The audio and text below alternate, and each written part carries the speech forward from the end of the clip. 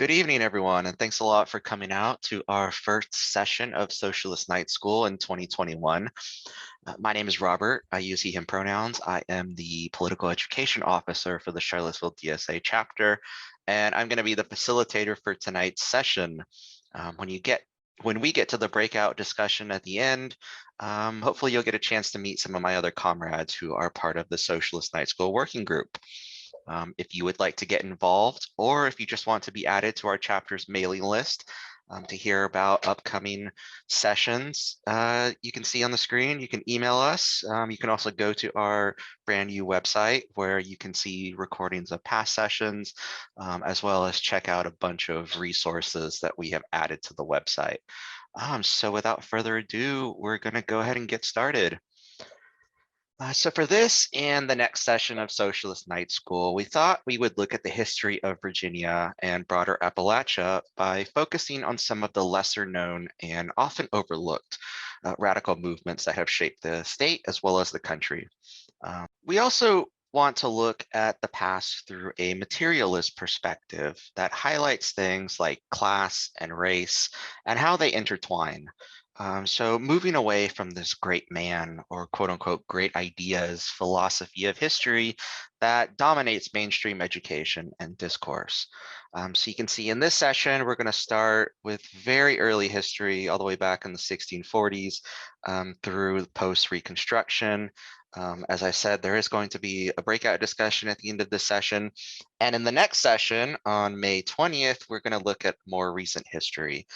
So looking at the 20th century, the organizing activities of the communist and socialist parties in Virginia, but also in West Virginia and other parts of Appalachia, as well as some militant labor movements in Appalachia.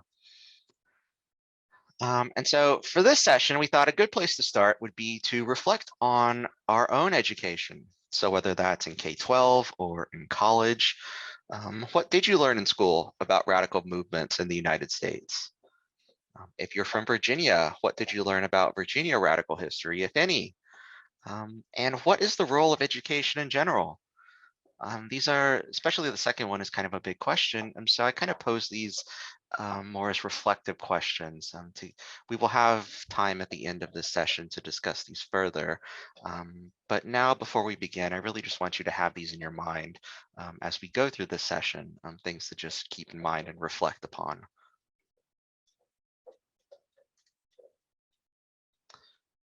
So in this session, we want to dispel two myths.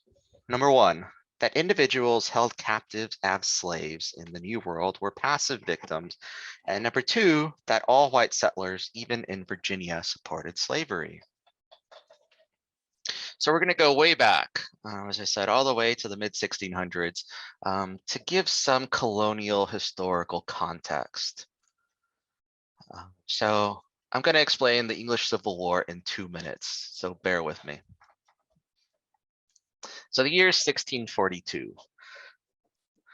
Parliament exists. It's very different from today's institution, but nominally it approves things like the monarch's decisions on things like taxes. However, Parliament and their supporters, who are known as the Roundheads, I don't know why they're called that, feel that the new King Charles I is becoming too powerful and acting like a dictator. Among other things, he fervently believes in the divine right of kings.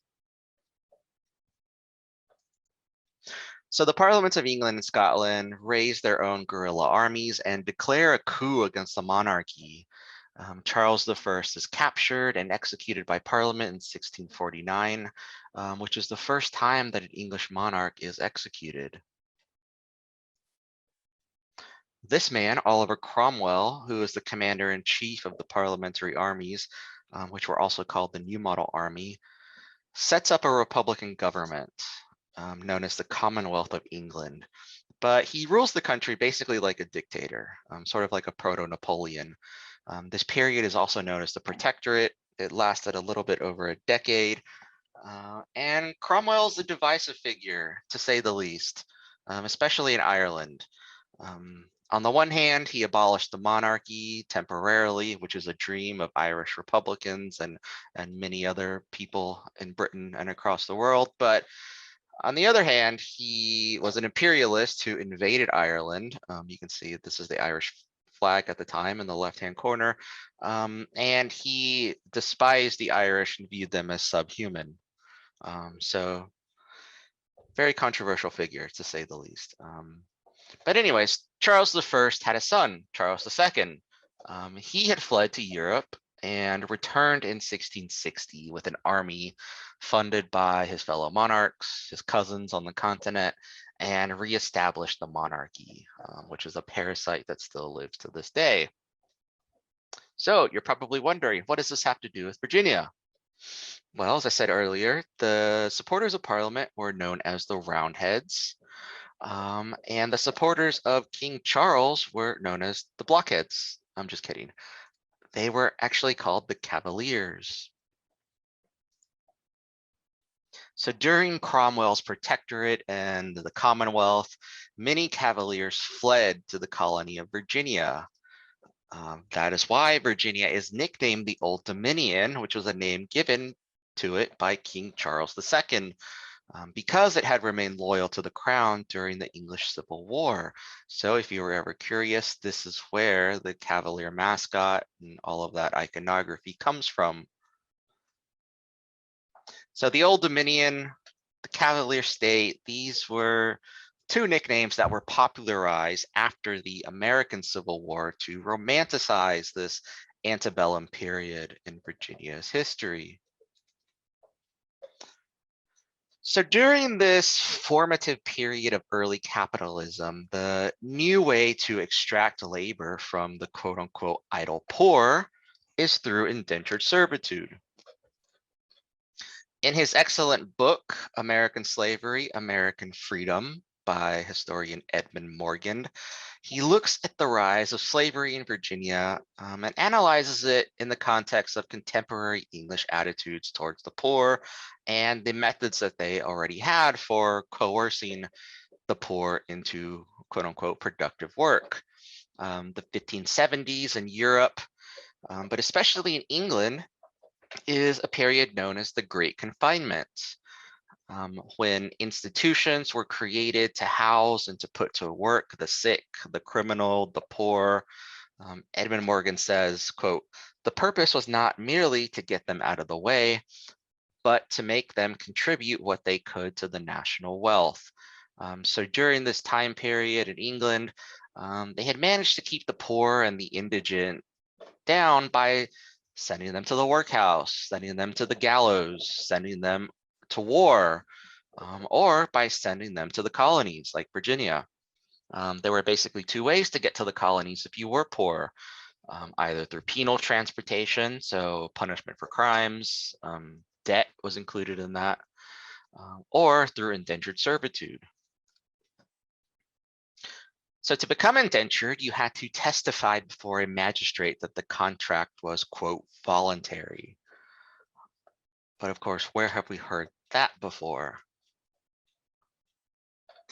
Some immigrants effectively sold themselves into indentured servitude in exchange for a trip to the colonies, whether this was out of desperation or some kind of perceived opportunity. Either way, when they arrived in the colonies, they were then sold at a market. Parents and guardians could actually sell their own children into servitude in order to repay debts, and this was a pretty common occurrence. The children would serve as servants until they were 21, at which point they would gain their freedom.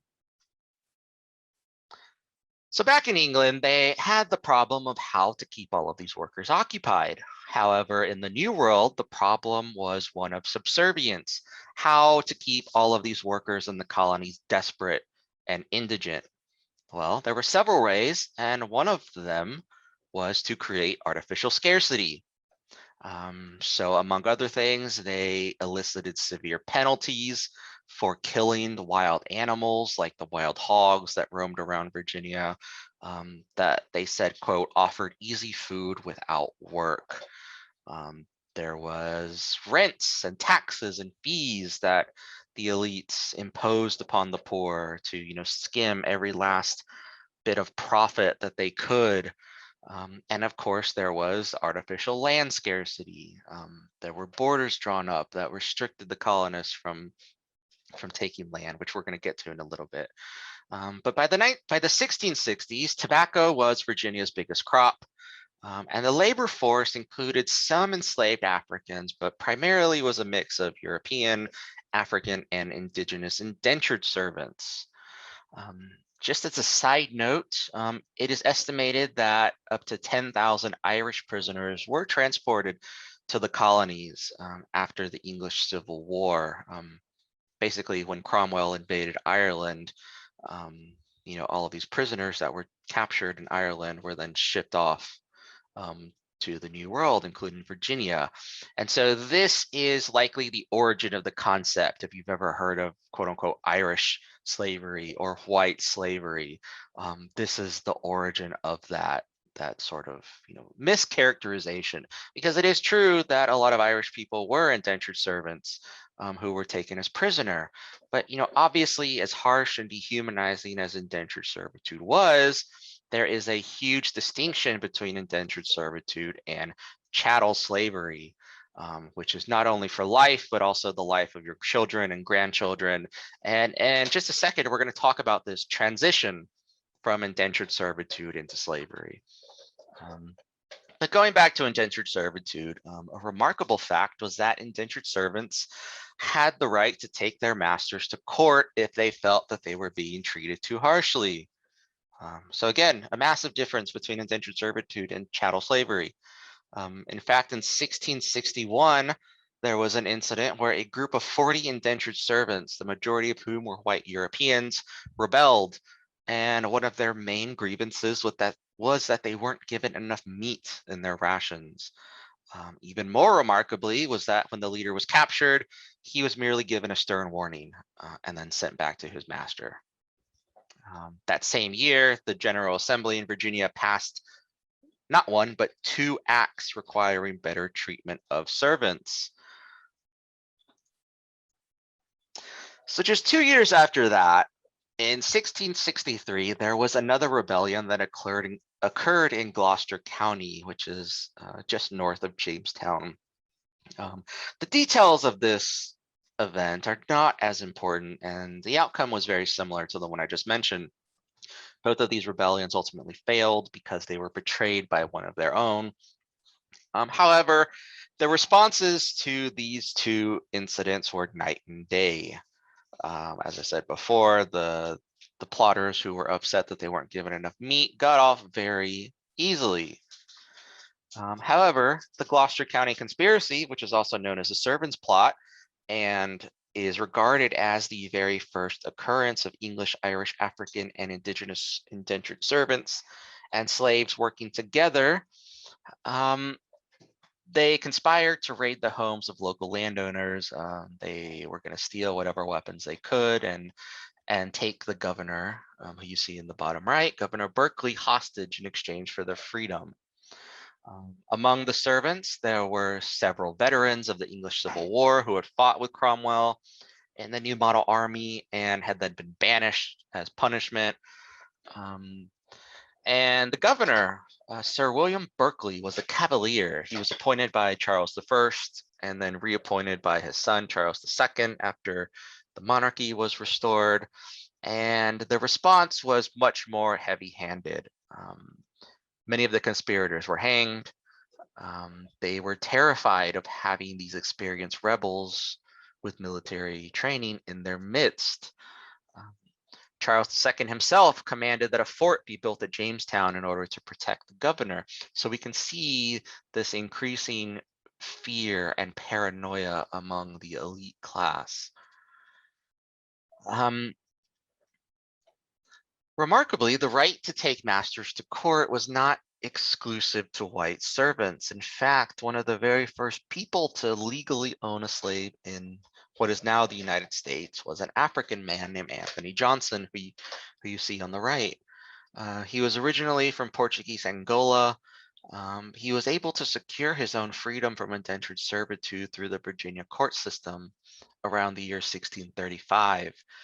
He later became a wealthy and successful tobacco farmer in Maryland and was one of the first Black property owners in what is now the United States. The House of Burgesses did not begin passing slave laws directed at Black people until the 1660s. In fact, the word slave does not even appear in any Virginia statute until 1655. Um, Furthermore, laws regulating servants before 1660 did not differentiate between white and Black labor. Um, the early statutes would just add years to the term of service as punishment for both Black and white servants accused of running away. However, around the same time that Anthony Johnson had secured his freedom in 1640, there was the famous case of John Punch. He was an African indentured servant who attempted to escape to Maryland along with two other white men. All three were caught. However, while the two European men received a lighter sentence of merely they just extended their indentured servitude, Punch was sentenced to serve as a slave for the remainder of his life. For this reason, historians consider John Punch the first official slave in the English colonies and the first time that lifelong slavery had been given as a legal punishment. And because of this distinction and the punishments given to John Punch and his white co-conspirators, historians consider this to be the first time a legal distinction was made between Europeans and Africans in the colonies. There's also the case of another indentured servant named John Casor. He was actually an indentured servant under Anthony Johnson. He was the first person of African descent in the 13 colonies to be declared a slave for life as a result of a civil suit. So where John Punch was accused of a quote unquote crime, the crime of trying to run away, John Casor had not committed any crime. This was a civil suit that Anthony Johnson had brought. There was a dispute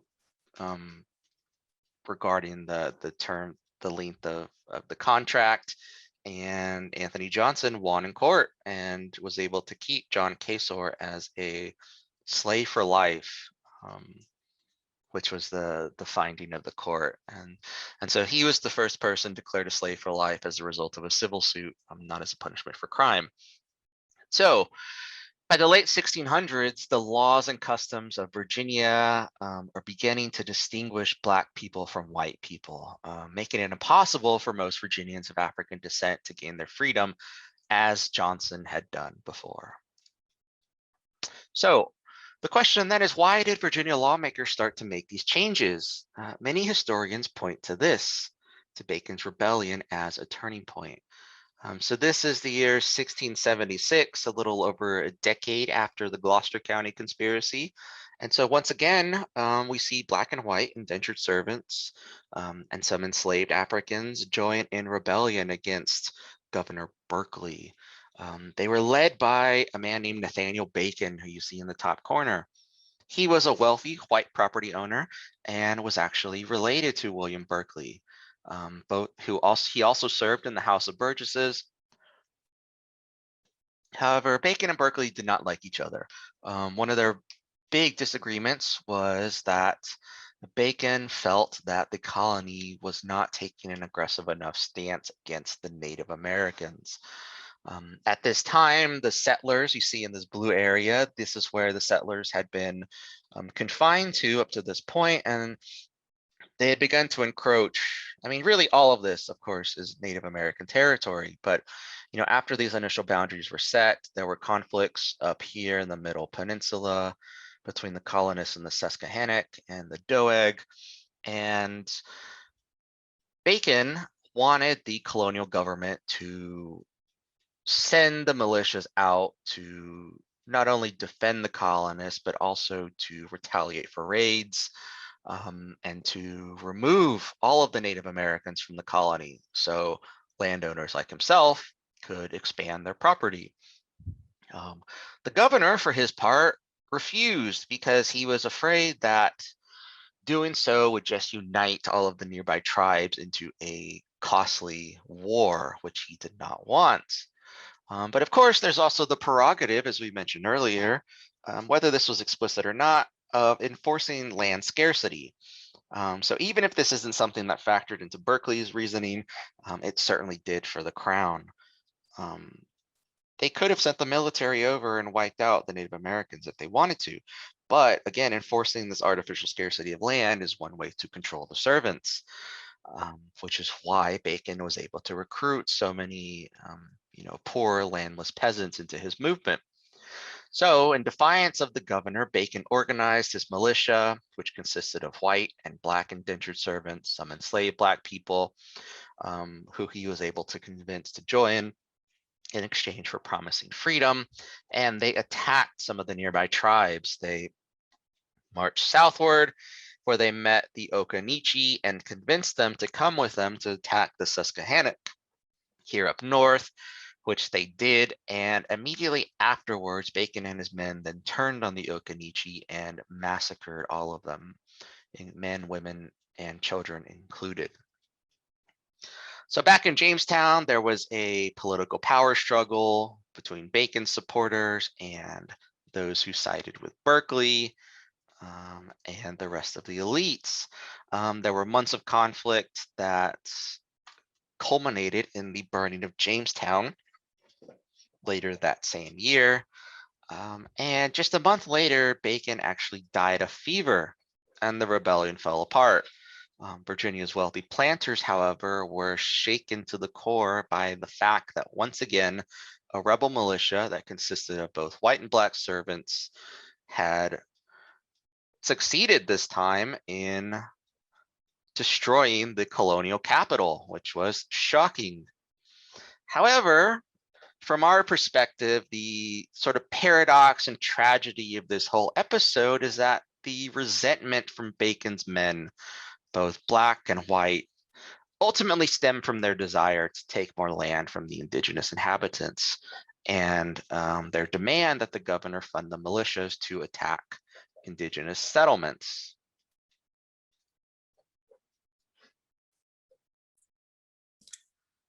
To go back to the historian Edmund Morgan, he connected the calamity of Bacon's rebellion, so this potential for lower class revolt with the colony's transition over to slavery.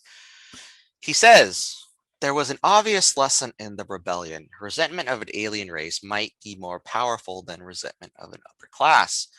Virginians did not immediately grasp it, however, it would sink in as time went on. Historians now have come to understand Bacon's rebellion as a power struggle between two stubborn, selfish leaders, with Bacon exploiting this misguided rage of the poor for his own benefit rather than some kind of glorious fight against tyranny. So, what became of all of this? So, I've said before, seeing both black and white indentured servants united in a cause greatly alarmed the ruling class. Historians believe that this rebellion hastened the hardening of racial lines associated with slavery as a way for the planter class to control the poor. We have this creation of whiteness for the first time. Laws begin to distinguish between white and black inhabitants. Um, for centuries, the problem for landowners and wealthy capitalists had been what to do with the masses of poor. The first innovation that we talked about earlier was, to not see the poor as objects to be kept out of sight, but as subjects to control and exploit for their labor. The second quote unquote innovation was to create artificial scarcity. So now that these laboring poor, um, so to keep the laboring poor from amassing their own wealth or their own land, and to keep them poor and indigent. And back in England, it was relatively easy to control the poor by brute force. However, the growing population of black servants in the colonies increased this potential for mass revolt, which they have seen already a few times. So now this wealthy class in Virginia has another problem. And the answer to that problem, of course, was racism. This is a way to separate the dangerous free whites from the dangerous enslaved blacks by a screen of racial contempt. So by permanently enslaving Virginians of African descent and giving poor white indentured servants a little bit more rights and status. In this way, they hope to separate the two groups and make it less likely that they would again unite in rebellion. According to the Oxford English Dictionary, the first appearance in print of the adjective white in reference to a white man was in 1671. Um, Colonial charters and other documents before then rarely refer to European colonists as white.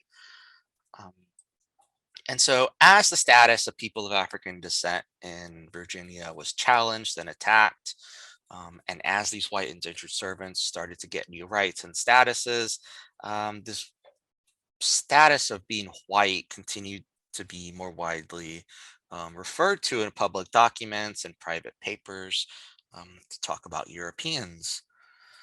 The historian Robin Kelly explains that many of the European descended poor whites begin to identify themselves um, with the rich whites rather than the other poor blacks. And so here we see this emergence of the idea of a white race as a way to distinguish from those, quote unquote, dark skinned people who they begin to associate with perpetual slavery.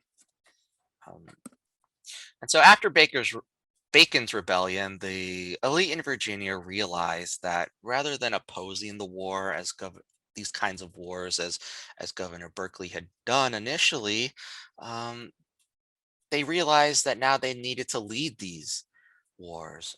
One of the rights that was given to white indentured servants is known as the head right system, in which each white freedman was promised 50 acres of land.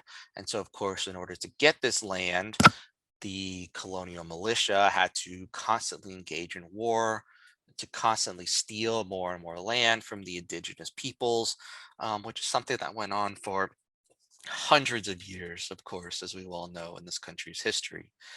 Um, and then in 1705, which is 30 years after Bacon's Rebellion, the Virginia Slave Codes of 1705 formally established these distinctions into law. So, among other things, it established separate courts for Black and white people. It prohibited Blacks, regardless of their status, from owning arms. Whites could not be employed by Black people.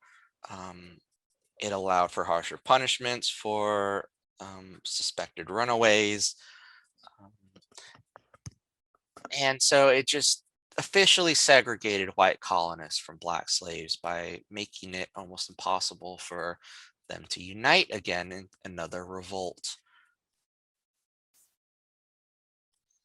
So we pose a couple more reflection questions, which again we can get to later on when we get into our breakout groups. But two things we want to consider: how does race intersect with class struggle, and what can we learn from these two failed revolts? So now we move into part two. We're moving into the 19th century. And the question we want to address now is, what did abolition in Virginia look like before the Civil War? There was a Richmond based society called the Society for Promoting the Abolition of Slavery that existed in the late 1700s, early 1800s. It was a chapter of a national organization that had been founded before the Revolutionary War in Philadelphia by Quakers. So it was made up mostly of Quakers, some Methodists, and people like Thomas Paine, John Jay, who was the first Supreme Court Justice, Noah Webster of dictionary fame, the Marquis de Lafayette were all honorary members, and Benjamin Franklin was the first honorary president of the society. They were described as a collection of, quote, deferential petitioners who engaged in a conservative style of activism. So mainly, lobbying using their wealthy connections and in legislatures to advocate for change. Um, they were mostly upper class gentlemen. Um, they tried to broaden their base by recruiting wealthy Virginia landowners like Patrick Henry and James Madison, Charles Carter, who interestingly, Carter's Mountain in Charlottesville is named after the family. but they all declined for obvious reasons, being wealthy landowners. Um, there were some internal conflicts within the society. There were some members who thought that they should appeal to slaveholders or former slaveholders on moral grounds or religious grounds. Others who were vehemently opposed to that. Um, and so while they had some initial success drawing from the wealthy elite, they were never able to really grow into a mass organization. They never gained the support of James Madison or most of the wealthy class either. Um, as we talked about earlier, there were new laws around this time that were coming into force that were making it harder for people claiming to be wrongfully enslaved to prevail in the courts. Uh, the Virginia General Assembly actually accused societies like the Virginia Society for Abolition of, quote, depriving masters of their human property. And in response, they actually forced the society to pay the legal fees for enslaved litigants who were seeking their freedom. So now the society had to be much more selective in who it wanted to represent. And anytime their defendants lost, they had to pay the full legal fees, which just destroyed the organization. And by 1804, they have basically disappeared and ceased to exist. But around this time, we see the fears of landowners just rising and rising due to events happening around the world and also here in Virginia. Of course, there was the Haitian Revolution, which sent shockwaves throughout the planter class in the colonies, both here on the mainland and in the Caribbean. Um, There was an incident known as Gabriel's Rebellion in 1800, in which an enslaved man named Gabriel conspired with a group of other men in Henrico County outside of Richmond. Their plan was to set fire to the city of Richmond to create panic. They were going to kill as many white people as they possibly could and then raid the Capitol, where they would demand freedom for all Black people or sorry, for all enslaved people. However, this incident was foiled when Gabriel and the plotters were betrayed by another enslaved man. And then, of course, there was the famous rebellion by Nat Turner in Southeast Virginia, where at least 50 white people were killed. And in response, the white militias organized and killed upwards of 200 Black people, both enslaved and free. And state legislature in Virginia passed more laws prohibiting education of enslaved people, as well as free Black people, restricted the rights of assembly, as well as other civil liberties. And among other things, it required white ministers to be present at all worship services.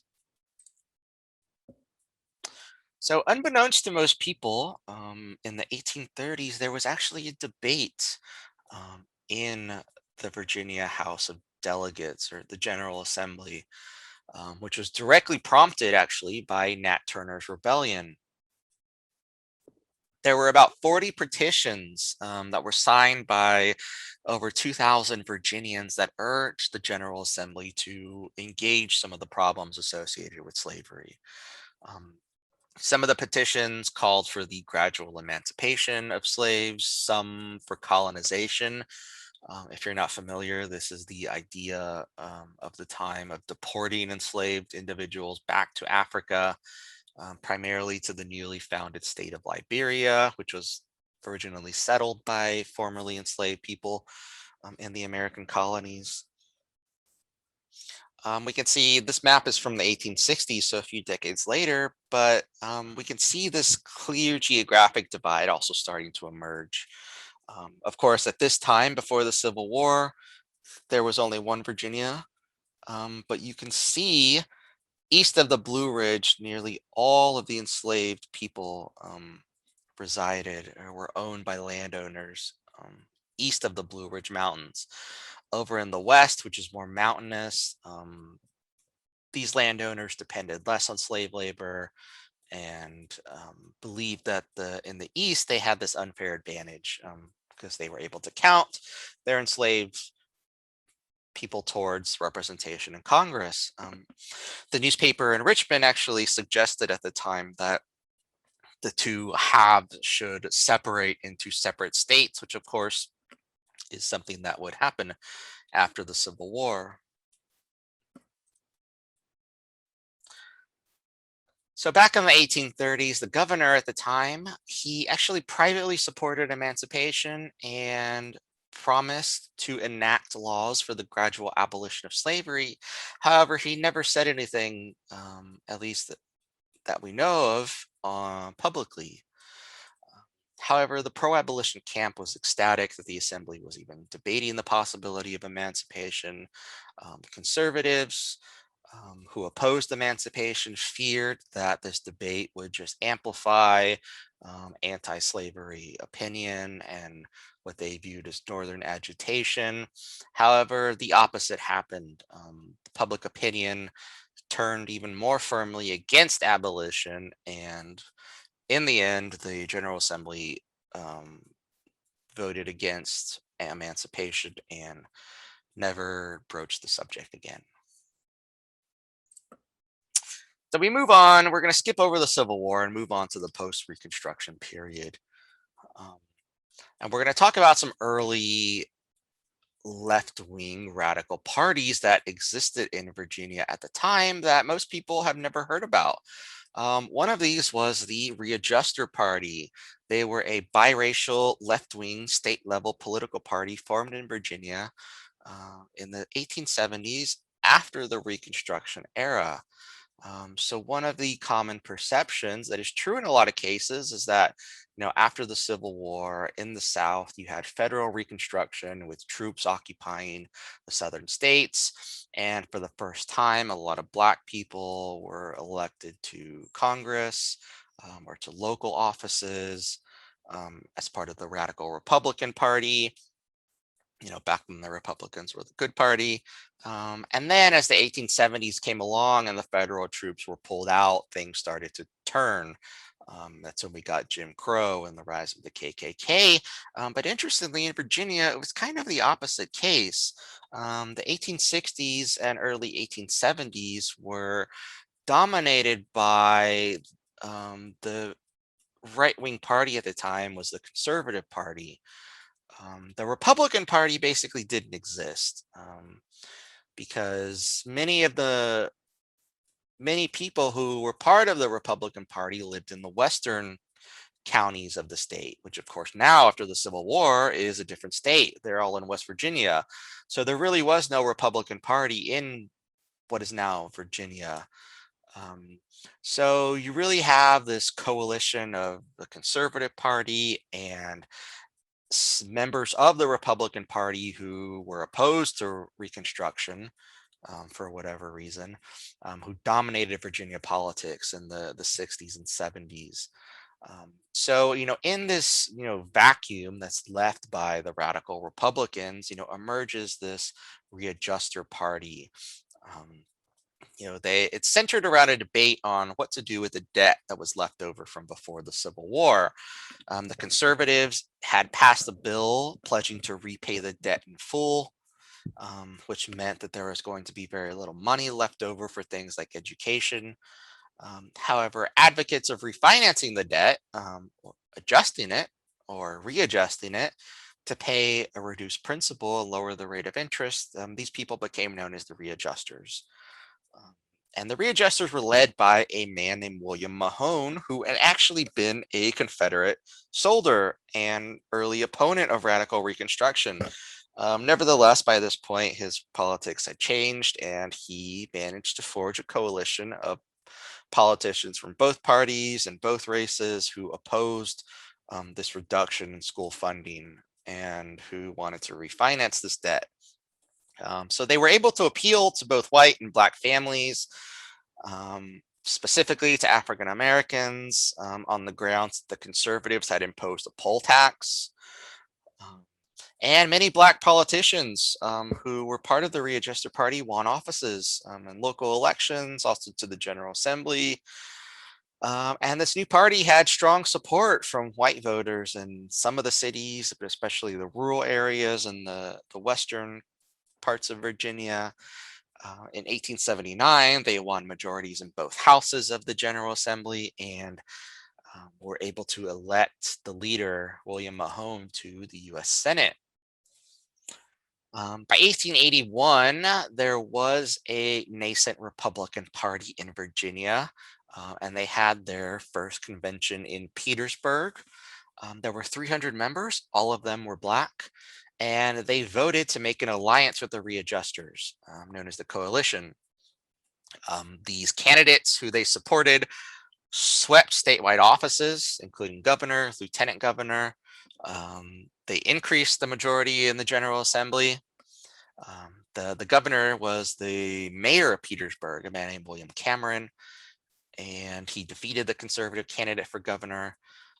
Among other things, they reformed the tax code to make it more progressive. They abolished the poll tax. They eliminated the whipping post, which is something that was left over from the days of slavery as a way to punish African Americans publicly in public squares. They did away with the whipping post. They increased funding for higher ed. Virginia Tech was the big public university along with the University of Virginia. And they created what became Virginia State University, which was the first publicly supported college in the South for training African American teachers. And even with all of this increased funding for social services, they were able to reduce the debt and ended up with a surplus, which is just remarkable. However, as with any progressive movement, there is always a reaction, and this emerging egalitarian thinking that appealed to farmers and working class people of both races um, alienated many of the more affluent white voters and political leaders who opposed the participation of poor and especially poor Black people in politics. Uh, and so the Conservative Party used race baiting and fear mongering to once again gain control of the General Assembly and local politics. And this all culminated in an event known as the Danville Riot. Um, so by this point, the Conservative Party had reorganized themselves as the new Democratic Party. Um, and the Republicans and the Readjusters, were winning elections all over the state, including in Danville, where they now controlled the city council. They won a two-thirds majority. Um, and so in response, there was a group of white businessmen who signed a letter known as the Danville Circular that outlined the quote injustice and humiliation they suffered under what they called coalition rule in Danville. Um, they complained that they did not want to have to pay for the education of Black children. They were enraged that the city had taken the unprecedented step of hiring 4 Black policemen to its police force, which apparently was something that had never happened before in the United States. Um, and so the details of the street fight itself are unclear. What is clear is that after the dust had settled, 4 Black men had been killed, had been shot by white people. Only one white person was injured, despite the fact that Black people greatly outnumbered white people. And in its aftermath, there were some white militias that formed to keep Black people off the streets. As I said, the Democrats spread news of the violence and blamed it on the Black community of Danville. And aided in part by this racist strategy and also the fact the white militias intimidated Black voters from voting, the Democrats were able to take back the city council and won a large majority in the General Assembly in the election, which was just 3 days later. So the Readjuster Party had basically ceased to exist, and the Republican Party was all but gone as well. No Republican would win statewide office in Virginia until 1969, But of course, by this point, the Republican Party was a very different party.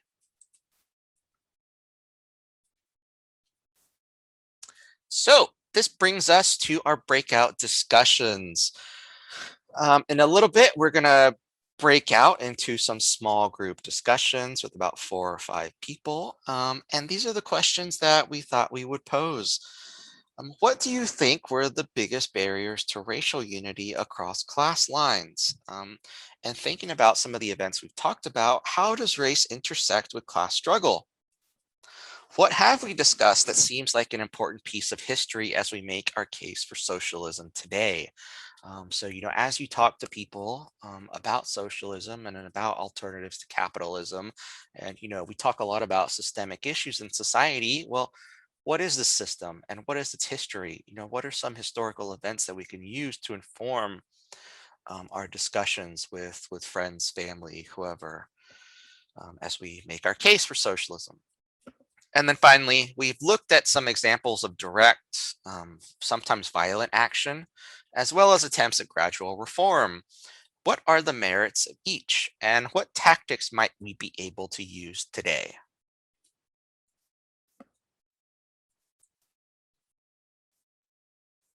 All right, so before we wrap up tonight's session, I just want to plug our next session, which is going to be Thursday, May 20th at 8 p.m., also here on Zoom, where we are going to continue this historical investigation by talking about radical labor movements in Virginia and broader Appalachia. So I hope you all can join us for that. Once again, check out our website. You can see the address at the top of the screen. This recording will be posted there shortly, as well as resources for you to further investigate some of the topics we have discussed tonight. And our last session is going to be in June, where we're going to talk about the commodification of a housing, both as a broad theoretical concept, but also looking concretely at how um, this has impacted the state of Virginia and Charlottesville in particular. So hope you can join us for both of those sessions. And once again, thanks a lot, everyone, for coming out tonight, and hope you have a good night.